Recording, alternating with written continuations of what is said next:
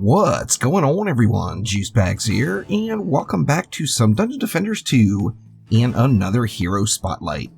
Today we're going to be taking a look at the Gunwitch, and we are just going to have to rename this girl the Fun Witch. As most of us know, anyone who has played the Gunwitch knows that it's an insanely fun class to play, and one of the challenges you always have is deciding which abilities to specialize in. All of the Gunwitch's abilities are awesome and very fun and effective. Now, this particular build, you get rewarded for each ability you use. The more abilities you use, the more abilities you have on cooldown, the stronger you're going to be. Now, the end focus of this build is an Ice Needle build. We're going to try to build up to some big Ice Needle crits. Getting way over the 80 million mark with the gear in the Ascension that I have, and very easy to get into that 30-40 million range. Now, with this in mind, this build is very focused on high onslaught floors and large mob health enemies. On that same note, it does take a while to build up to the point where you have the big Ice Needles. And one of the challenges I've actually had is the enemies are dying. It's a very good problem to have. The enemies are dying before I get to that point. So I still need to push some onslaught floors before I can really test this build out to its actual core. However, its general focus is building up to big Ice Needle crits. Let's jump right on into the build. First off, on all of your gear, you're going to want ability power. Every single piece that you can get away with. Now, if you have low Ascension level, you are going to have to take one or two pieces and put hero health on them instead. If you do have the Ascension, you're going to want to just jack up as much ability power as you can, and you want this off of your gear. So it is a clean ability power that is affecting all of your defenses, and not just one like your Ascension is.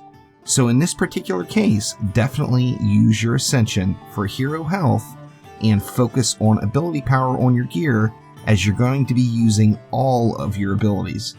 Night Ice Needle is not always the best thing to use. Sometimes you need a lane clear, so you got the 1-2 punch. Other times you do want to do that high single target Ice Needle damage, and you can get that done.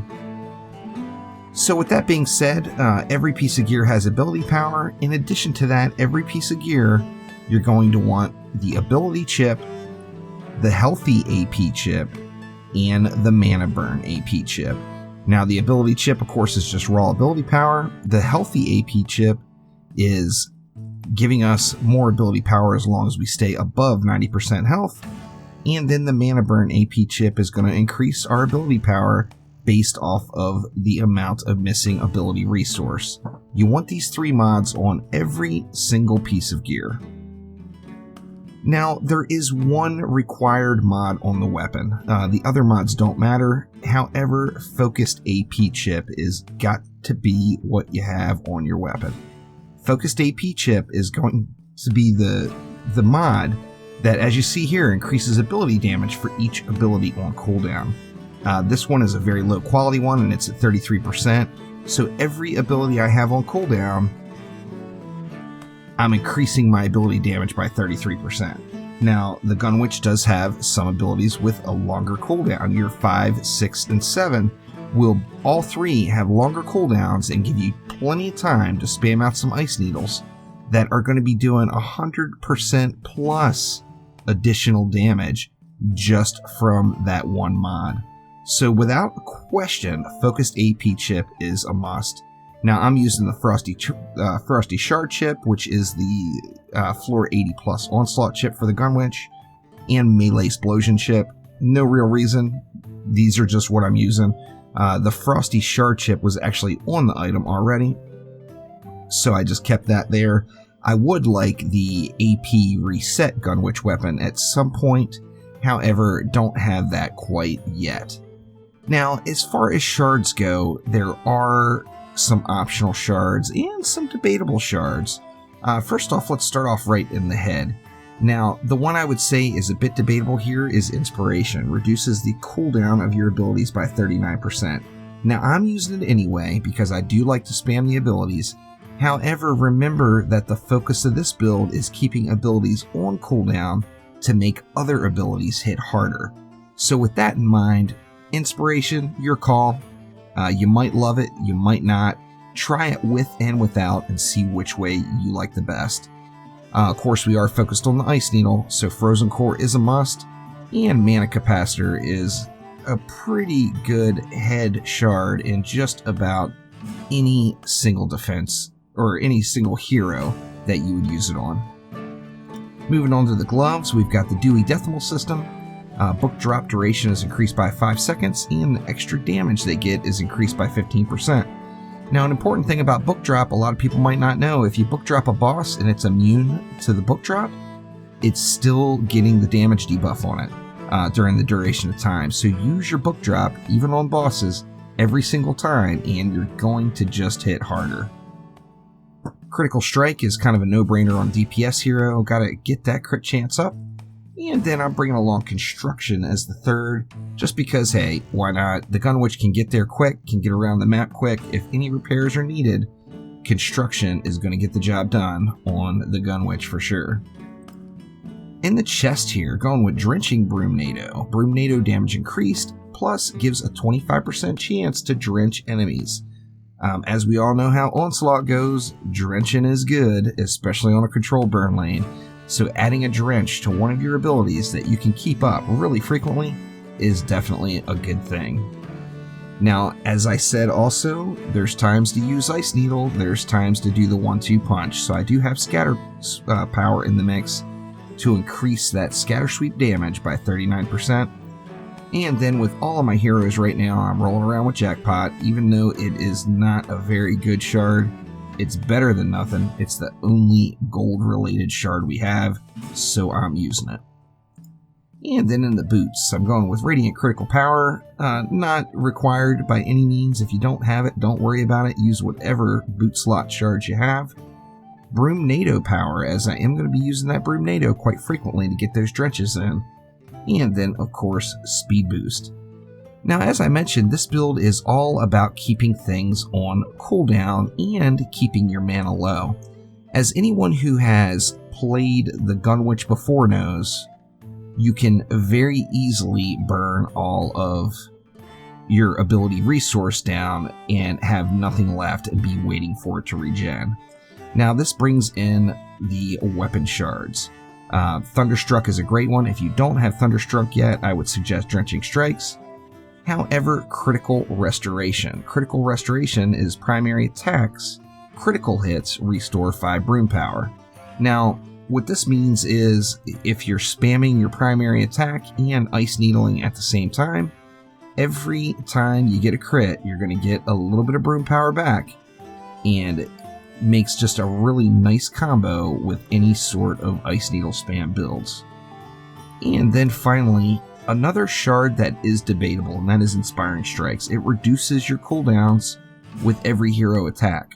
Now, you don't necessarily want your cooldowns reduced, however, you want your abilities available when you want to use them. So this is another shard where you should try it with it and try it without it and see which one you like the best. I am going with Inspiring Strikes, I am going with Inspiration. However, both of those can be debated whether or not they should be used. Now, as I mentioned, we want to keep abilities on cooldown. So if we have, say, 2 at twice the price. Now remember, with 2 at twice the price, it lasts for a little while. If you're not actually wanting to use that for damage and you're just trying to use it to get the cooldown available, you can cancel out of it just by using right click or your secondary fire on consoles. Now we'll wait for that cooldown to come back up, that way I can stack up all 3, but basically I'm going 7, 6, 5. So we're going to use 2 at twice the price, then we're going to use Broomnado, then we're going to use Book Drop, all consecutively to get those 3 cooldowns, ideally always off. Now when we do this, we see we've got 3 different cooldowns up, and we come over to the dummy, we see that we can get some ridiculous Ice Needle crits. There was 2 70,000s, there was 80,000 in there as well. All about the Ice Needle, and all about keeping the abilities on cooldown. Now, of course, if you're doing 80 million Ice Needle crits, enemies are not going to be lasting very long, so you want to save that for the boss. But also remember that this fun build works for everything. Although we are focused on getting those big Ice Needle numbers, say you wanted to use 2 at twice the price, well, you can very easily just drop down your Broomnado, drop down your Book Drop, and then 2 at twice the price for very nice DPS as well. Remember, this is not including the pet. I don't have the pet cooldown up yet, and we're still doing 9 million DPS, so pretty darn awesome there. Now, then again, remember that Book Drop also increases the amount of damage a target will take.